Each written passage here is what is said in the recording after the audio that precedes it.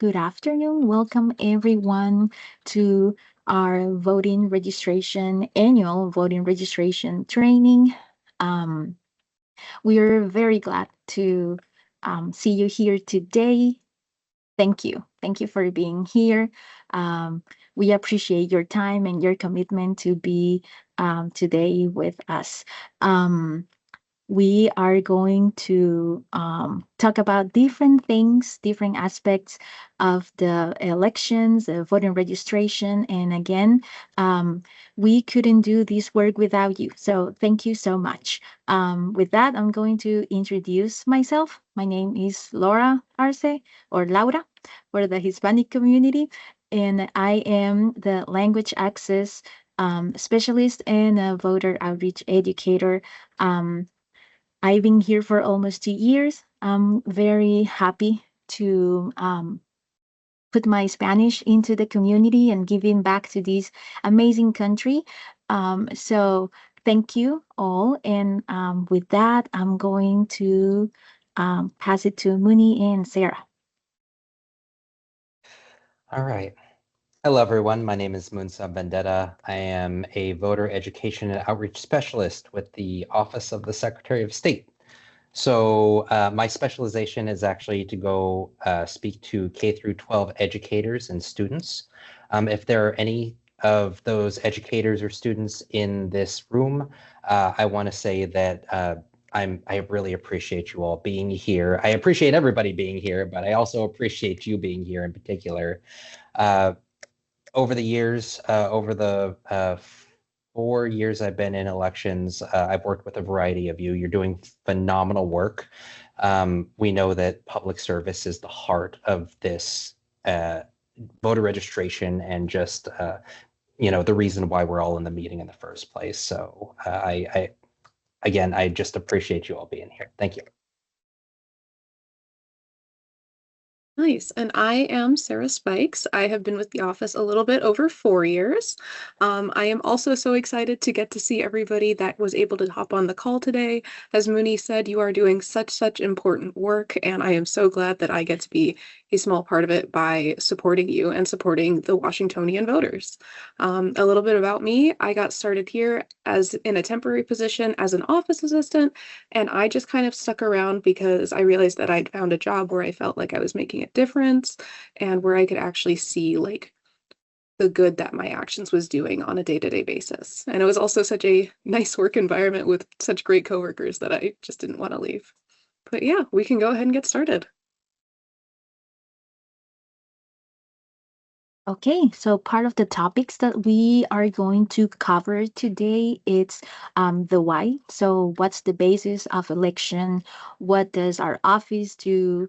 Accessible, fair, and frequent elections, why voter engagement is important, and also the how. So part of like the soft skills, the team behind VoteWa tour, you're going to hear a lot of VoteWa. So also election security. And at the end of this meeting, we're going to have a Q&A session. However, if you feel like you need to say something, there's the chat, or you can also react and raise your hand. And we are going to have like some times for questions for you during the presentation. So, okay, thank you.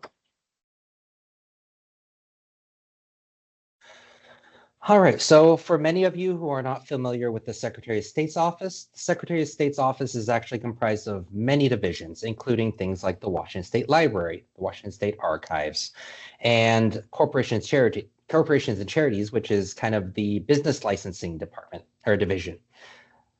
But the elections division, where we all work, is really one of the important divisions that does a lot of the work that helps hold elections across the state of Washington. We're comprised of three sections. Sarah, Laura, and I belong to the outward facing, or the section called Voter Information Services. And so we're out there talking to people, talking to the public. We're putting things on our website, which visualize how during each election. And we're making sure that you all get this kind of training and the understanding of voter registration and really elections as a whole. Our certification and training team is exactly like it sounds. They're out there making sure that our elections officials are certified and trained up. And they're also making sure that our voting systems are accurate, running accurately, and that our counties are actually running elections across the board to a standard. I saw some of those county election workers pop in here. I'm really glad that they're able to come join the meeting. They're actually kind of your resource for elections in your communities.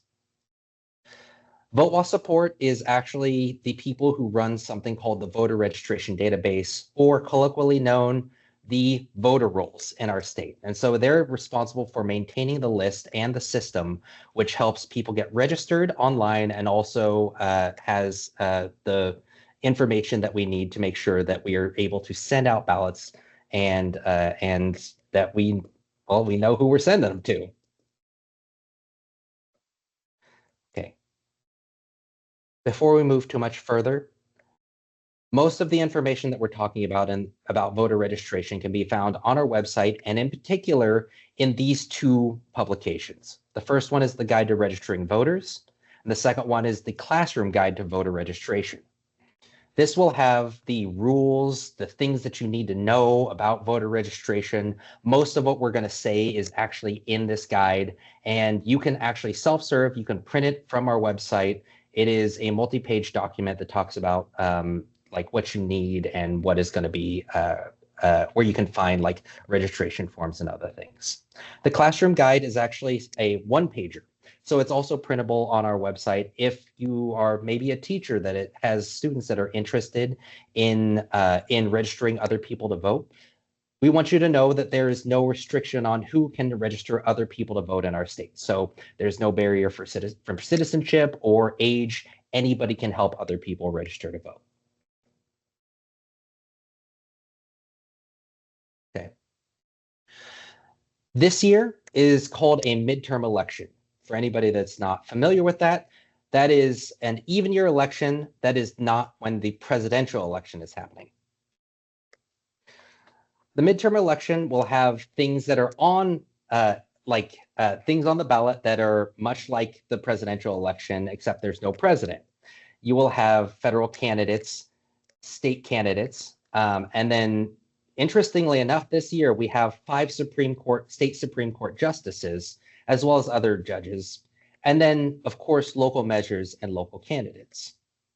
There are also at least 2 initiatives on the ballot so far. And those initiatives, if you're not familiar with what those are when citizens gather enough signatures to put a measure on the ballot for voters to vote on. And those are changes to the law. Now, not all the deadlines to file those initiatives or referenda, which are changes to laws that have already been passed by the legislature, those deadlines haven't quite passed, so we don't know if there will be more on the ballot right now. But as of right now, this is kind of what is going to be on the ballot in your midterm. All right, let's get into some of the nuts and bolts. Right after. Okay. Let's keep going.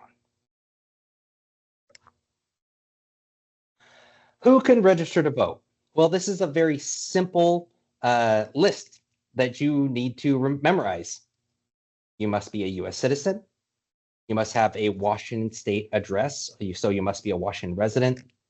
And you must be at least 18 years old, and mark that there is an asterisk next to the at least 18 years old, and we will talk about that here in a second.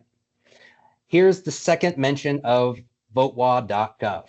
And if you're not familiar with it, then you really should be, because this is your self-serve portal where you need to go to for all of your registration needs. Okay. So the asterisk that is next to the at least 18 years old is due to this law right here. This is referred to as the Future Voter Program. Now, the Future Voter Program is that it lets people sign up if they're at least 16 years old to be able to be registered and automatically begin receiving ballots when they're eligible. Now, this is very important for many people to know. We are always out in the field talking to young people and ask them, when can you get signed up to start receiving ballots? And there's a lot of people that still don't know about this. So we always want to push this. Now, there's a little caveat along with this future voter program law. If you are at least 18 years old, or if somebody is at least 18 years old, by the general election of that year, then at 17 years old, they will receive a ballot for the primary election. So this year, if somebody is going to be at least 18 years old by November 3rd, then if they are registered, they will start receiving ballots for the primary election in August. Okay? Oh, I'm sorry, real quick. That QR code right there, that will also lead to the future voter program if you're interested in learning any more about it. Okay, thank you. There is other groups of people, other communities of people that will be able to register. Now, when we go out to high schools, actually, this is a question that is on a lot of young people's minds, and it's kind of surprising to us. But they ask, can somebody in prison vote? And so the actual answer to that is, if somebody is not in total confinement for a felony conviction, they can vote. But really what that means is, as soon as somebody is released from prison, then they are re-enfranchised. So that means that they will be able to sign up to vote as soon as they're released from prison. Now, if somebody was registered before they went into prison for a felony conviction, then they would have to re-register. But as soon as they are released, they will be able to register to vote. This is actually one of the more soul-feeding things.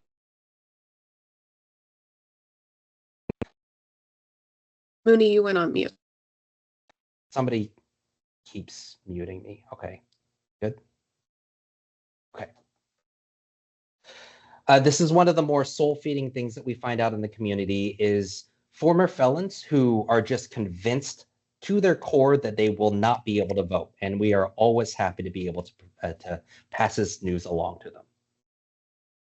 The second thing, second group is people without a traditional address. And so we say unhoused, but this could also be people on a houseboat, people that maybe live on a reservation. Now, Sarah's going to cover this a little bit more later on in the presentation, but ultimately, those people will still be able to sign up. Okay, you can still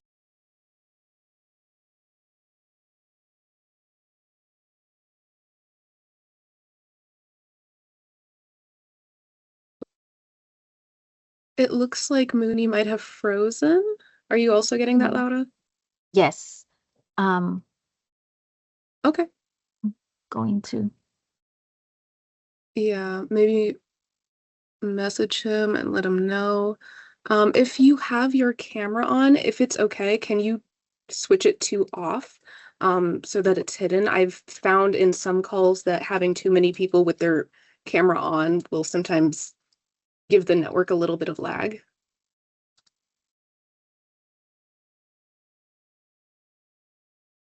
Okay. While we're waiting for Moonsub to get back on, I'm going to kind of continue where he left off. He will jump back in at a later part of the presentation.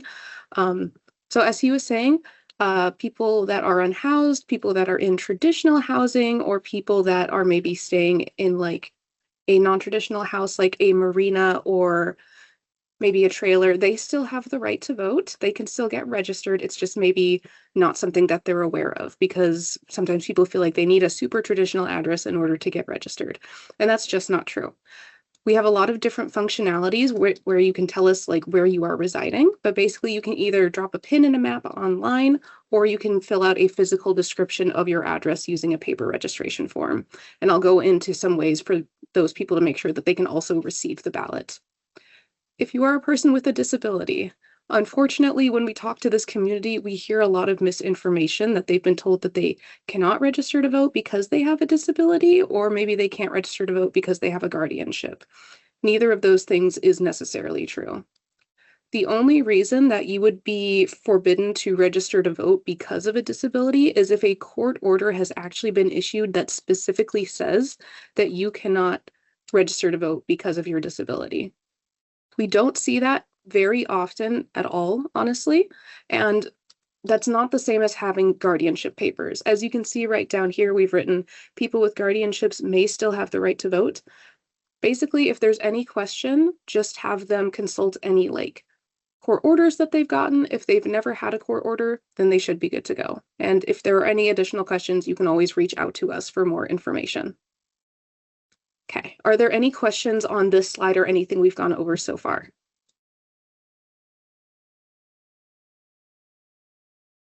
All right, it looks like Sarah, I have a question actually, and maybe you'll get to it in a minute, but we've had when I've registered folks before, the question of citizenship definitely comes up. And I think what we want to instill in the folks that we help is the confidence that someone is verifying that on the back end so that things like the SAVE Act and those kinds of things aren't necessary. So I guess my question is, what does it look like? What is the process for verifying citizenship when they check yes on their voter registration paper? That's a great question. So basically, there's not currently an actual list of who is a citizen and who is not. Basically, what we need for you from the voter is for them to check that box and then provide some kind of identification. And we will check to make sure that the identification is valid. We're able to check with like the Department of Licensing or the Social Security Administration. But as it stands, there's not a super solid list of who is a citizen and who is not. So that's not something that we're able to do at this time. We can get into the SAVE Act a little bit later. We have some slides at the end of this presentation, but I'm going to have us kind of hold off on talk about that federal act right now, if that's okay. But just so you're aware, we don't actually see that people that aren't US citizens are voting or even registering to vote. It's a vanishingly small problem. And typically when we do receive note that somebody that wasn't eligible to register was registered, it's an issue with the Department of Licensing that we're able to fix. All right, is that okay for right now, Vesla? Awesome, thank you so much. Deborah. Are you able to come off mute? Yeah. Unhoused people can register based on where they live, a location, but it can be difficult for them to get mail. Can you talk a little bit about that? Yes, I actually am going to talk about that a little bit in, I think, the next couple of slides. But thank you so much for pointing that out because, you know, registration is half the battle, actually turning in the ballot is the other half. Thank you, Deborah. All Mooney, right. are you now available? Yep. I sure am. Boy, I Nice. love technical difficulties. We love technical difficulties. Great. Did you cover disabilities? I did. Great. Fantastic. Yes. Okay, we'll get back to you later, but I think we are on to me officially. All right, so when you came into the room, I saw that there were so many like really cool organizations reaching out, a lot of League of Women Voters, a lot of teachers, some other nonprofits that I am very excited to potentially get to learn a little bit more about. But basically, I know that a lot of you are already doing this work. You're already getting out the vote in your communities and you're already like trying to help with our mission and with the mission that kind of all Washingtonians share, which is getting civically engaged and helping out community and local government. So if you're able to, can you please throw in some ways that you connect with your own communities in the chat? That will kind of help us here at the Secretary of State's office get a feel for what's already happening out in the community, and also for anybody that's new on the call that's not really sure where to start. This can give them some great ideas. I'll give us just a second to do that. And while you're throwing in your answer, I think we can throw in a couple of ours as well, Laura and Mooney. Yeah. Um, I will say that when I started working here, I remember my supervisor, our supervisor, Miriam, she was telling me, like, don't wait for people to connect with you. You connect with them, read about them, find organizations that are supporting your communities or your focus communities. So I think that's a great idea. And a great connection. Don't wait for people to connect with you. You just, hey, here we are, or here I am. Yeah, so actually I was fortunate enough to inherit something that's already been in place for a little bit and here in elections called the Washington Student Mock Election. And so I've actually helped present at the same time as the League of Women Voters was holding registration events in high schools. And last year we actually made it to, I believe, around 52 high schools. I know between the three of us, Sarah, Laura, and I, in the month of October, we reached over 4,000 students in person. So we visited over 150 classes, and yeah, it was a harrowing month, but it was fantastic because we were more than happy to reach out to all the students across the state of Washington. Nice. That was a really fun time. I'm seeing a lot of people talking about setting up tables at farmers markets, local events, community events. Those are honestly always so fun to do, because then you not only get to get people registered and updated, you also kind of get to have like those one-on-one conversations where you figure out exactly what they're thinking right now about elections and voting and just our system in Washington in general. Yeah, we have high school careers and college fairs, also connecting with civics teachers, Girl Scout Council. Sweet. I'm seeing Yeah. career days in high schools. I got to do a Yes. couple of those this year, and I was really surprised by how excited teenagers got to register to vote. I don't always get that energy, so I was so happy to see it. Nice. And then I'm seeing that we are also offering support to the schools, which is perfect because that is exactly what I want the schools to feel supported. All right, thank you guys so much for sharing your answers. If you ever want to share anything else or send like an opportunity our way, we are more than happy to hear. We're all ears. We want to do as much as we can. So it's great to see that this work is already happening though, because there's only 3 of us, which is why we have presentations like this, because we need to get some more trusted messengers out there, and that's going to be you. Okay, so a lot of you already have familiarity with oh, sorry, I will look at this later. A lot of you already have familiarity with getting people registered. Some of you don't, and maybe some of you are looking to kind of brush up on your skills. So I'm going to talk a little bit about how I get people comfortable with talking about voting, because one thing that I see when I go out to community events is people that are super appreciative of other people trying to get out the vote, but I also sometimes meet people that are just completely not interested for a variety of reasons. So honestly, probably the number one thing that I hear when I hear that people are hesitant to partake in elections, to participate, is that they're maybe a young voter, maybe they've never voted before, and they're kind of nervous about doing it. They see it in the news, they see their parents doing it, and honestly, the form kind of looks like a test. So sometimes they're worried that they're going to get something wrong, or that they're going to get in trouble for somehow messing the process up. And luckily in Washington state, we make voting very, very easy. We're a vote by mail state, so we send you absolutely everything that you need right to your door, except for the pen. And we have very detailed instructions. So typically when people open that ballot, they figure out what to do. I would stress to these people, I usually do stress, that this is not a test. There is no wrong or right answer. I know that some people in here are maybe partisan, maybe you're specifically looking at a party or like a candidate, but when you're actually voting, there is no wrong or right answer. And I also stress to these people, if you feel like you're not sure exactly who you want to vote for. If you vote for somebody and then you decide later on that you don't want to vote for them, guess what? We have elections super duper frequently in Washington state. That's part of having a healthy democracy, having frequent elections.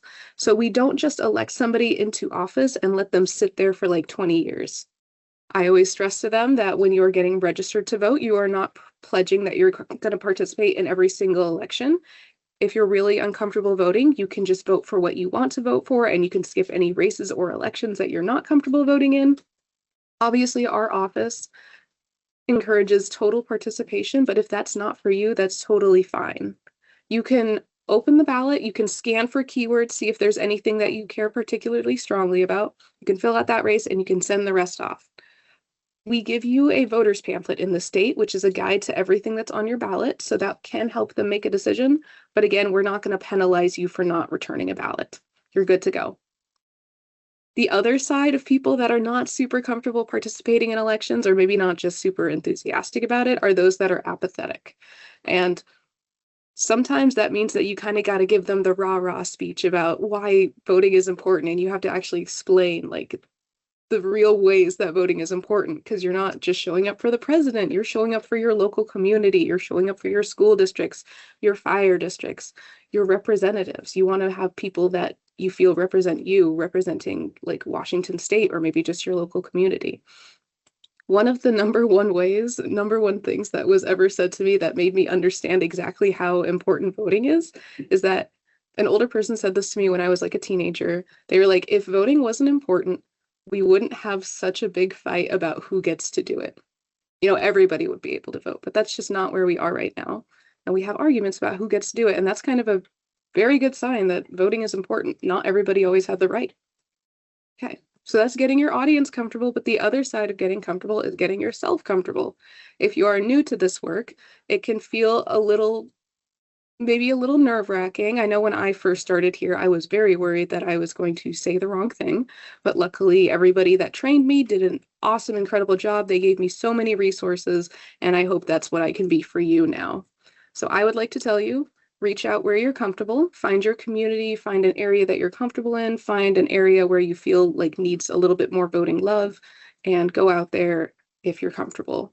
Remember, we are not giving you a training on how to argue right now, and you don't have to do voter registration work in a way where you're debating people. You're not there to be on a debate team, and neither is the person that you're speaking to. You're there to give out factual information and help registering.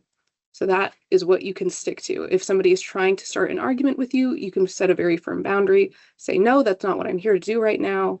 If you're wanting to have those kinds of conversations, you're going to have to look elsewhere. If somebody is giving you questions that you feel like you can't answer, or you don't know how to answer, you don't know the facts, that's totally fine. We are giving you a training right now, but obviously we are the election officials, me, Lauda, and Mooney. We want to be there for you. So if you ever have a situation where you're like, I just don't know the answer to this, don't panic, don't guess, just refer them back to us. And we will have our contact information at the end of this slideshow. Okay. So, additional thing, some people have reached out to me because they're like, I want not only help registering people, sometimes people like, for instance, we have this webpage, it's voting in assisted living facilities. So sometimes people, when they go into an assisted living facility, they have decreased mobility and maybe they need physical help actually filling out a ballot or filling out a registration form. And this webpage on our site tells people how to do so in a way where it doesn't make it seem like they're trying to tell the person how to vote. If you are helping somebody fill out a ballot, fill out a registration form, you are not there to put your own voice in the conversation. You're basically just going to be used like a tool, like a pen or a pencil. So if you need stricter guidelines on how to do that, this webpage will help you with that. Okay. How to register. Okay, so we've talked a lot about the importance of it. We've talked a lot about how to get comfortable doing it. So what are the actual methods of registering to vote? Well, the two most popular methods of voter registration are using a paper form or using the online form. And honestly, with young people, and honestly, at this point, with people in general, people are very good on their phones typically, at least I find.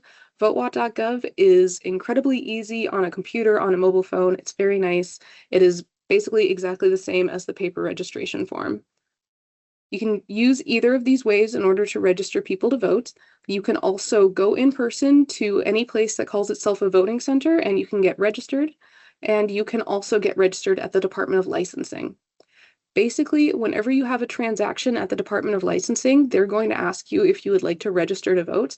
And you should always say yes to this question, even if you're already registered to vote, because if you're already registered, they're just going to update the information. And that just means that we are going to be able to make sure that we have the correct address for you when it's actually time to turn in a ballot. Okay. Registering on votewa.gov.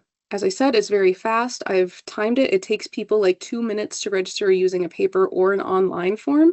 And I'm also going to recommend votewa.gov because it has so many very cool like resources on it. It has everything that you need for an election. So if you need a voter's guide, it exists here. If you need a replacement ballot, you can request that the county mail you a new ballot, which they would love to do. Or if it's like getting really close to the deadline, you can also print a ballot off at home. I'm actually going to circle back to one of our previous slides on how unhoused voters can actually vote. Using votewa.gov, this is the system where they can select that they have a non-traditional address, and it will kind of pull up Google Maps and they can drop a pin in wherever they reside the most, wherever they maybe camp out or wherever their domicile is. That way they can register, but in order to actually vote, they can either set their mailing address to be the home of a trusted family or friend that will give their ballot to them. They can have it be general delivery at a post office, but they have to be kind of more in sync with the election time so they know when to go to the post office to look for their post. They can also go in person to any voting center in Washington state and they can receive a ballot there and they'll be given time to register, vote, and return the ballot if it's like even the day of the election. And that way they can make sure they can vote, or if they have access to a library or just a computer and the internet and a printer, then they can also print a ballot from votewa.gov. And sometimes that last one, that printing thing, sometimes that freaks people out because they're like, what if I print 1,000,000 ballots? If you return 1,000,000 ballots, we are not going to count all of those ballots for you. We're going to count one. One of the other really cool things about votewa.gov is that this is the system that the entire state of Washington is in. So the second that a ballot is returned for a voter, it's locked down all across the state. I can't vote in Thurston County and then travel over to Pierce County and try to do it again because Pierce County knew the second that I voted in Thurston. So we're good to go there. Luckily, votewa.gov is amazing in that way, and it's also just amazing for the voter. Just to return to moving and mailing addresses really quickly. Basically, the way this works is you have a residential address that determines what you can vote on. You have a mailing address, which is where we actually send you your ballot. And you can put your mailing address anywhere in the world, and we will send that ballot to you if you can receive mail there. And that's important for people because sometimes we have voters that are like on vacation during an election time, or maybe they have like a summer or a winter home in another state. And this way we can actually just make sure that if they're considering themselves a Washington resident and they want to vote for this state, we can still get them their ballot. And a fun little addendum to this is that our military and overseas voters get a little bit extra leeway in like our election timelines because it's harder for them to get a ballot. As I've said, I have worked for Secretary of State for 4 years now. I have had multiple calls from military members that are very close to an election deadline where they're like, hey, I'm about to get on a submarine and I just realized that I need my ballot. Luckily, when you're registering or when you're updating, if you mark that you are currently serving in the military or that you live outside the US, then we can give you some extra time in order to return the ballot. So instead of mailing your ballot to you 18 days before an election, we're going to mail it to you 45 days before an election. And you can also specify how you would like to receive that ballot. So you can use regular mail, you can use email, or you can use fax. You cannot vote online. The ballot always has to be printed out. So they're not going to be able to just do everything on the computer, but we can email it to them. And they do typically like that. The big rule with all of this address stuff is that you can't vote in 2 places for the same election. Okay. I'll pause again really quick for questions, and I can see that I've got some in here. Charlie Sorensen from League of Women Voters, Kittitas County asks, can you address how a victim of domestic violence can safely register to vote? Yes, we don't have a slide for this, but if you are not aware, we have something called the Address Confidentiality Program. People in certain professions that are maybe a little bit more likely to receive threats can register, and also people that are victims of domestic violence. So what happens is you're going to get in contact with the Address Confidentiality Program, and I see that Moonsub has already put it in the chat. You can get in contact with them, then they'll connect you with a county advocate, and they'll kind of talk through the steps of like becoming eligible for this program and exactly how you'll get registered to vote. I'm going to jump in a little bit. There is a different process for registering to vote, specifically through the Address Confidentiality Program. So you definitely want to get a hold of them if you know of anybody or if you're an advocate for victims of violence. And they have a completely separate process from our voter registration process. Very true, Minnie. Thank you for saying that. If you are a person that wants to keep your address confidential, you can't register using vote.gov or using that paper form. You've got to reach out to the Address Confidentiality Program. Okay. All right. Okay, and I don't think I'm seeing any other questions that I should be answering right now. So I will return to the slideshow. Okay, so the do's and do nots of registering other voters. So do store forms in a safe, secure way with a good chain of custody. Personally, whenever we do voter registration stuff, we have kind of a dedicated accordion binder that has some other materials, and we will put the voter registration forms in one specific pocket, and then that binder doesn't leave us until we are able to actually bring them back to the office. So that is something that we do. I recommend that you do the same. When you do collect forms, you have to return them within 5 days of collection or at least 8 days before an election. And that's just to make sure that the county has enough time to process them before deadlines start showing up. And again, if you need to, please refer people to us. This is what we are here for. Please don't feel like you have to come up with an answer on your own. We are always in your corner. Don't pretend to know the answer. Get good at saying, great question, I'm not sure, but I know who you can talk to. I don't know, let me circle back on that. I don't know, here's a good number for you. Totally fine. Don't take the bait. Again, you're not there to argue or affirm. This is something that we have to go through on our own hotline as well. Sometimes people get a little heated about elections, and it's just important that you remember that, again, not a debate team. One thing that sometimes people are not aware of is that you can't give gifts in exchange for registration or for voting. So if you have like a specific sticker that you're like, I'm going to give this out to everybody that registers to vote today, you can do that. You just also have to give it to the people that want it that aren't registering to vote. It's got to be available for everybody. That's really important.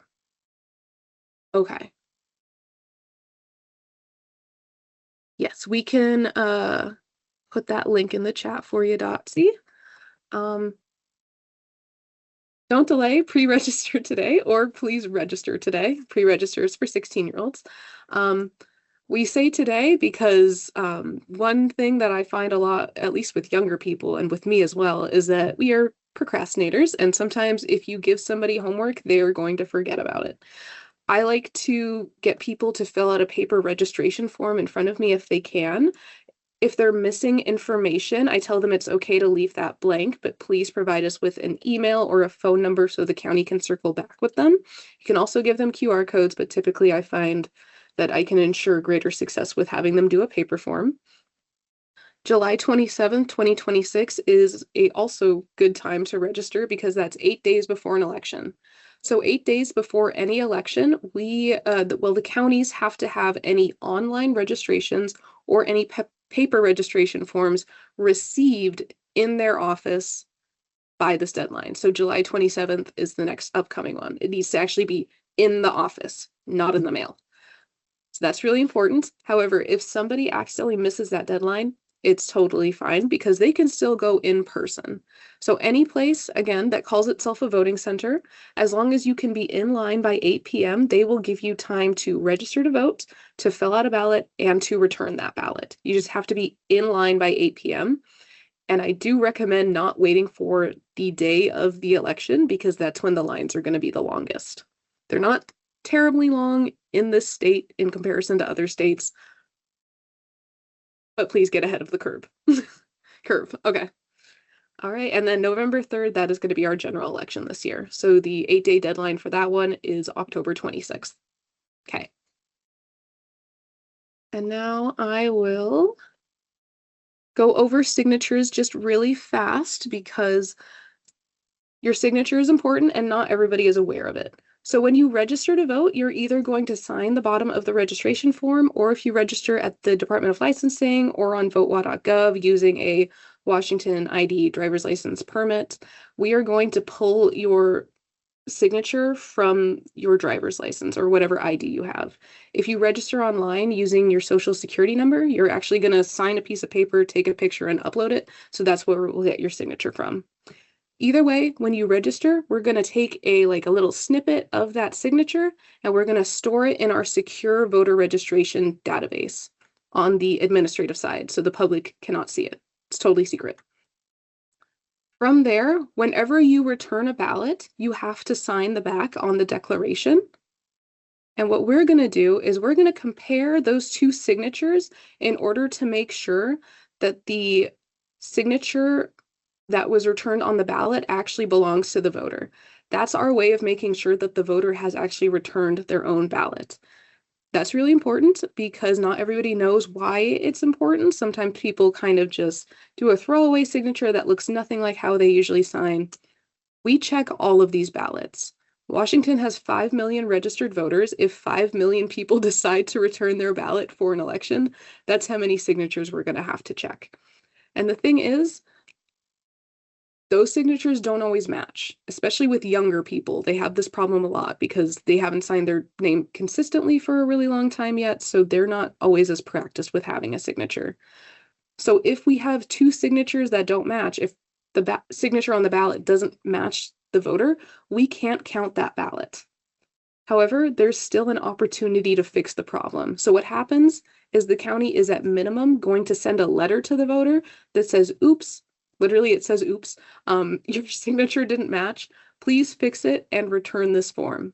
And as long as the voter can return that form by, 2 to 3 weeks after the election deadline, so the actual election day, before certification, we can still potentially count that ballot.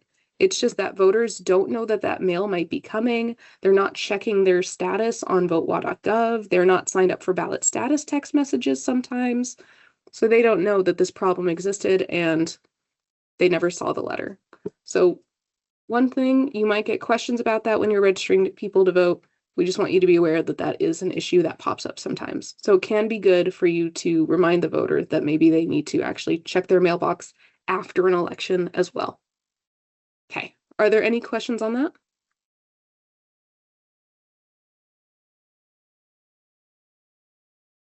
Okay, I'll pass it back off to Laura. Thank you, Sarah. Okay, so my part here is to talk about if you need elections assistance. And for that, I just want to remind you, Sarah, if you can go on. We have heard lots of things that we can do on votewa.gov, but I want to let you know that our website it's available in 6 different languages. That's part of the accessibility.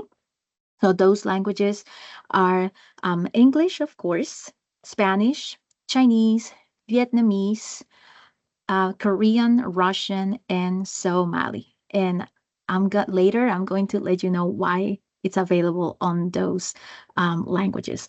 Also, you are going to find here not only information for registering yourself or just updating your information. Here you can find your elected officials if you need a reminder who your elected officials are. Also, your ballot and voting materials. I know you can see there's like a ballot tracker. We call it, it's like a pizza tracker or Amazon tracker. So you can see if your ballot was already mailed to you, and then when it was received, and then if it was accepted. So all those things. Also, there's information here about drop box and voting center locations, ballot and voting help. So, and also information about how people can subscribe to receive text messages about this. I also want to let you know that this website is screen reader friendly. So if you already have a screen reader, so our website is going to help you with that. Yeah. Okay, so now what if you've been working with voters that have a different language? Let's say, from the list that I already mentioned, or um, another language. Please. Yes.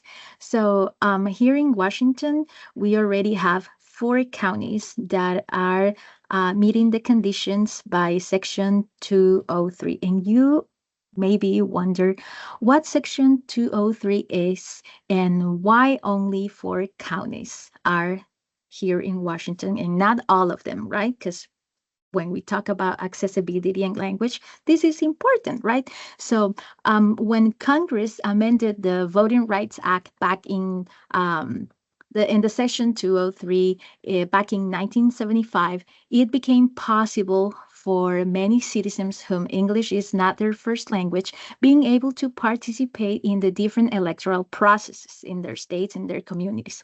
So the Section 203 requires any state or political subdivision to distribute and create materials such as the registration, the ballots, brochures, posters, flyers, and website also.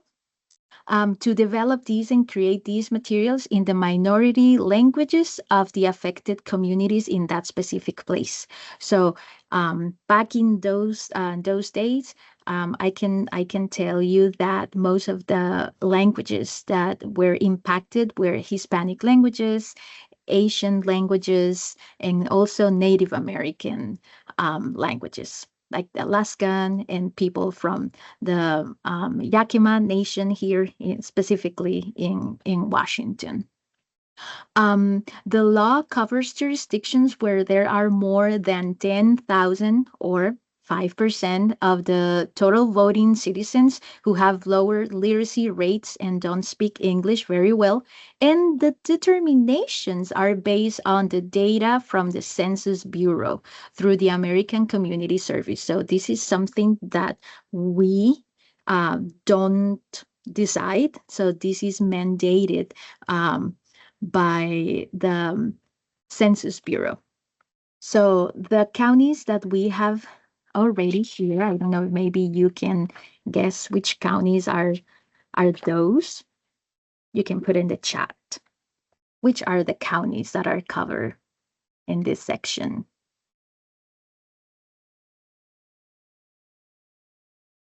And yes, Vesla, that's a reason why the census is important, because we can get um, access through language access and different things from different resources the for the state, for sure, and for the country as well.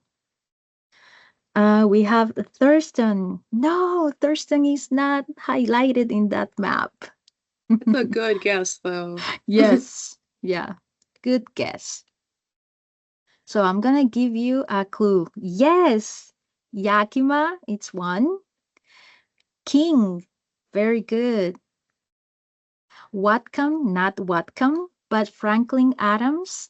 Yes, those are the 4. So Yakima, Franklin Adams, and King. Thank you. Thank you for participating. Good job. So who supports what? Well, Adams, Franklin, Yakima, they support Spanish-speaking voters, they receive materials already that are bilingual.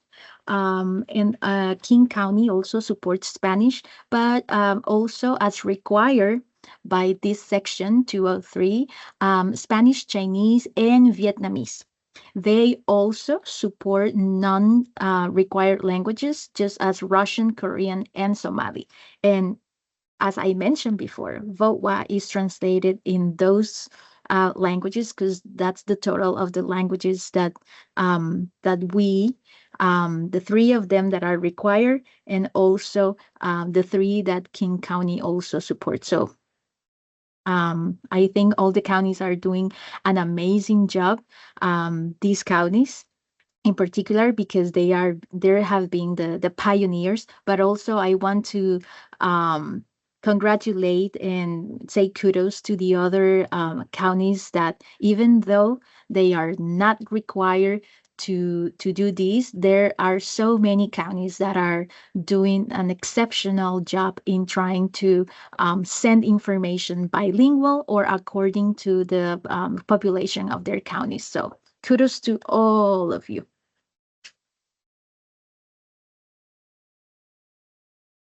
Um, well, here we have a picture of the non-required languages available that we have on our website. And as you can see, we have voter registration forms available in like 22 languages. So that's, again, that's why the participating in community surveys help us, like determine what languages other than English are in need in our state. Okay, how about voters with disabilities? I know Sarah mentioned something about this before. So just to remind you that our office is committed to ensuring accessibility at voting centers and that every voter have the opportunity to vote privately and independently. Voters with disabilities can request reasonable accommodations or assistance to vote. Some of the things listed here are just part of the resources that our office offers for voters with disabilities. We have accessible voters pamphlet and also English audio versions of these. We also have a collection of informational videos that have been translated into American Sign Language. Also, the voting assistance and voting centers that comply with the American Disabilities Act or ADA, and accessible voting units. If you haven't heard about these, I'm going to let you know what those are, and also disability advisory committees. If you have accessibility concerns or want to know more about the resources, please call our number 800-448-4881, or you can also visit our website, and the link is available right there. Yeah, I thought you were going to click on it. Okay, so AVUs or accessible voting units. Um, well, these are machines, as you can see in the picture. These are machines that present the ballot on a screen or a monitor. They have adjustable font sizes, and some of them have also like color distinguishing properties. They also work by using headphones for people that need to listen instead. These machines are available during the 18-day voting period and until 8 p.m. on the election day in every one of the elections and in every voting center or county elections office. So people with disabilities have this option also if that works for them. And if you want to know more about this is information that you can also find on our website. We love to go and show these machines. We collaborate with the counties in touring these machines when we have the chance to support conferences or events where we know that people with disabilities are attending, because this is important. Okay, and now we have the Disability Advisory Committee, and these committees are made of people in the disability community. They provide elections offices with advice on what kind of best practices and accommodations are needed in order to provide fair access to the ballot and election materials. If you are part of the disabled community or you work for an organization that supports voters with disabilities, please connect with your county elections office and see if they have a disability advisory committee. Also, the state has a disability advisory committee. I'm the chair, by the way. And so one of the purposes is that to have people from the disabled community advising our office and the rest of the counties on accessible voting for people with disabilities. These meetings help us build stronger partnerships in the community, and one of the reasons it's basically just to move barriers and increase participation, information, education, and engagement for the people with disabilities. This is also a required task for our office to have in accordance with the revised Code of Washington, which is listed here. I'm going just to say it out loud. It is the 29A.04.223.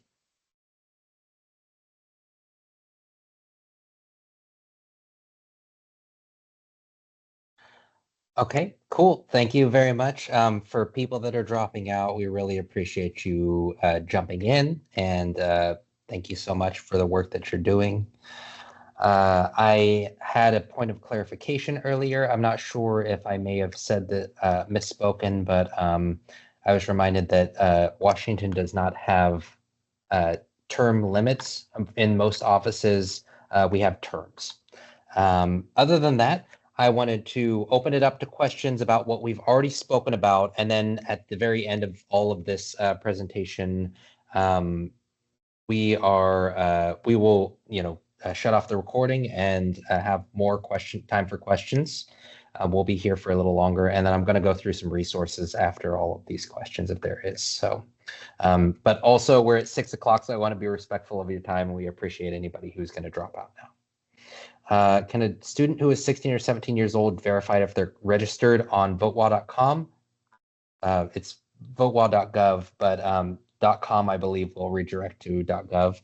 Or do they have to call the auditor's office? Often if you ask if they've registered, they don't remember.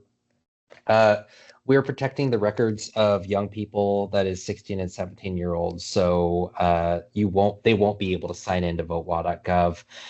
In fact, when they're eligible to register, they should receive something in the mail that says that they're eligible to register, or not eligible to register. When they are registered, they will receive something in the mail that says they are registered to vote, and then they'll just start receiving ballots automatically. And that's how they'll know. At the time they are receive that voter registration confirmation in the mail, they will be able to start signing into votewa.gov.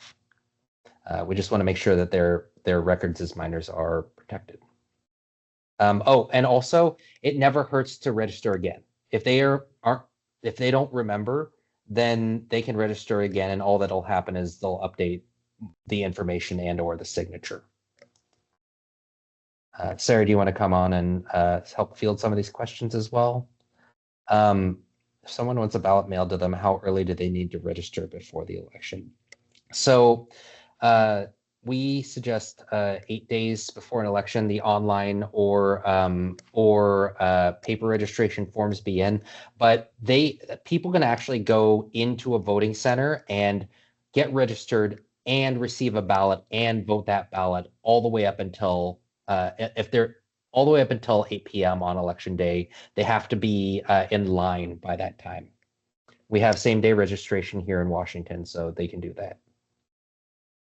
Monique, I want to read this question. It says, do the please. AVUs use languages other than English? I don't know that question. And I will say that maybe in these counties that are that have accessible materials in other languages, maybe there's a way to find out if they have materials in other languages available on the AVU. That's a great question. I don't know, maybe Sarah or Muni, if you have seen ballots in other languages on the AVU. I've only gotten to tour like one AVU, and it was not a Section 203 county. But we should reach out to those 4 counties and see Yes. if they program them with the additional Different languages. languages, Yeah. definitely.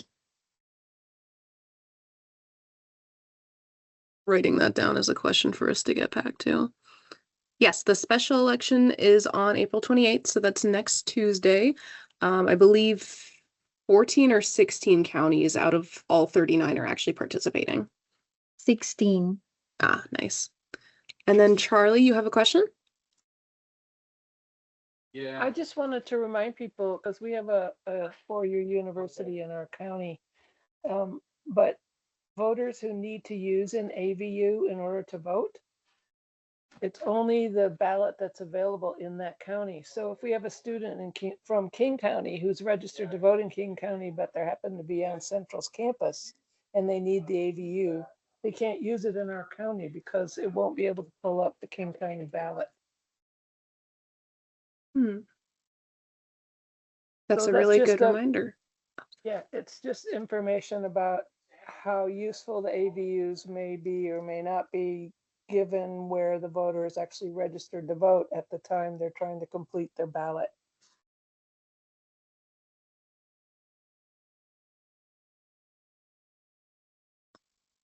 Thank you for that call out, Charlie. Okay.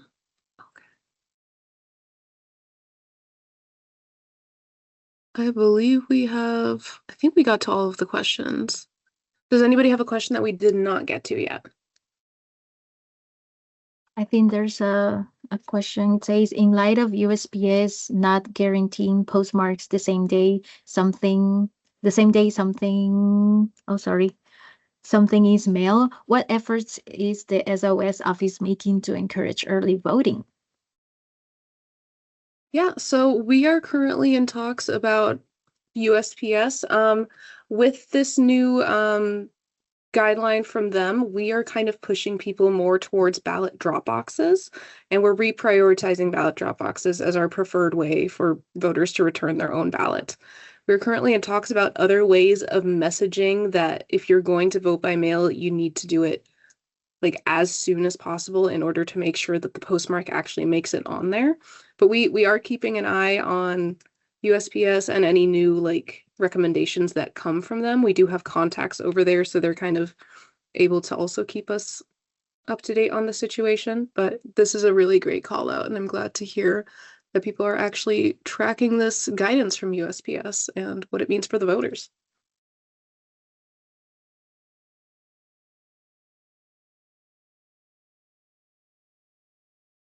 Can SOS provide future voter posters in large quantities? We'd have to talk about it with leadership. This is not something that we've done before. Typically, we only give out the PDF or even like a printed copy in a voter registration starter kit so that people can make their own copies. But it's not something that we've done before. It would definitely be something that we have to get approval for, and I'm not sure if that would actually come. But thank you. I'm so glad to hear that you are wanting to blanket the county, and I am seeing that Moonsub would like to answer. No, yeah, I'm gonna say let's go ahead and go into resources real quick, and then we can go ahead and field the rest of the questions. I know that we're getting kind of into the later time here, so I thank you for the question though, Charlie. Real quick, I'm just gonna go over some of the resources that we offer on our website. So the main resource that you want to go to for elections information and trusted elections information is our website. That is sos.wa.gov/elections. This has a lot of really great information, and the most up-to-date information is going to be found at the very bottom of the page. There are pictures that are relevant to the elections that are either going on or the ones that are coming up.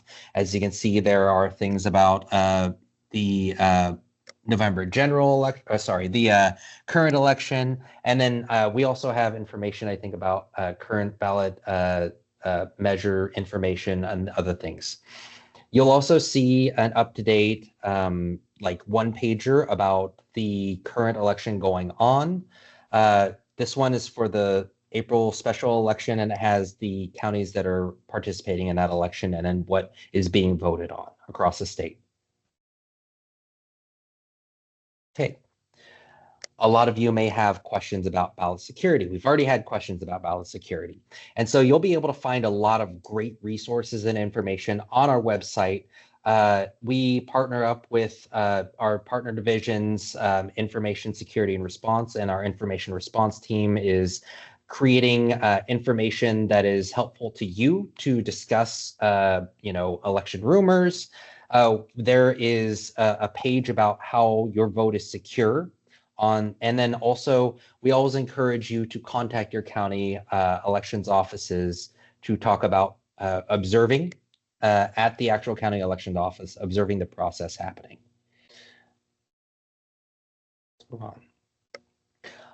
One other really awesome piece on our website, one resource that you can use is something called the Ballot Return Statistics Dashboard. For any educators that are still on with us, we always encourage this as a STEM educational piece. This is a snapshot of the election, and this is what happens. This actually is produced and released about 2 weeks before every election and available all the way through certification. It updated that entire time. This is actually a dashboard which captures the fact that we know how many ballots have gone out and how many are being returned. And how many of those ballots are being returned is split out into different categories, such as by county and by age range. We also know how many are being challenged at any given time, and we're giving those up-to-date numbers as the election goes on. So feel free to check that out. We encourage it. I use this all the time when talking to voters and potential voters, and talking about, in particular, how young people vote in an election.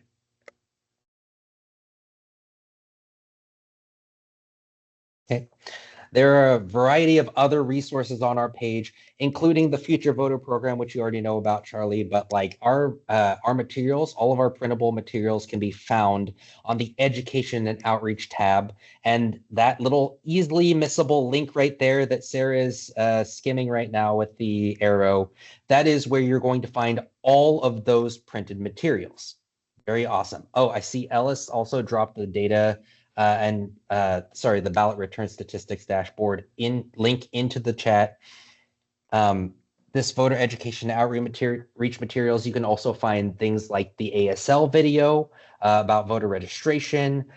You can find links to all of our printable materials, felony conviction, like for people that have been released from prison, and future voter materials. It's all right there. In addition to this, do you want to go next there, Sarah? In addition to this, we also have a form where you can fill out to receive a free voter registration starter kit. And this will have things like the guide to registering voters in it, but it also has a variety of small elections outreach materials to get you started. This is really just providing folks an opportunity who are getting into voter registration to see the kind of outreach materials they might create.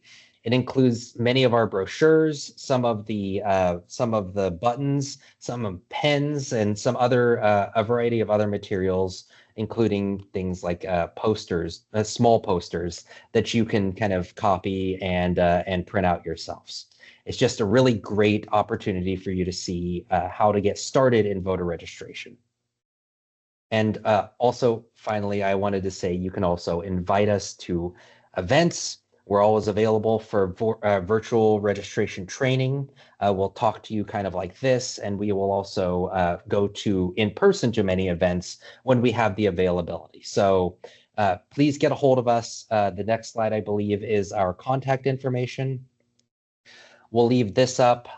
thank you so much for everything that you do, and for you all to attend this and sticking with us. Go ahead and I think we could stop the recording now, and we'll field any other questions.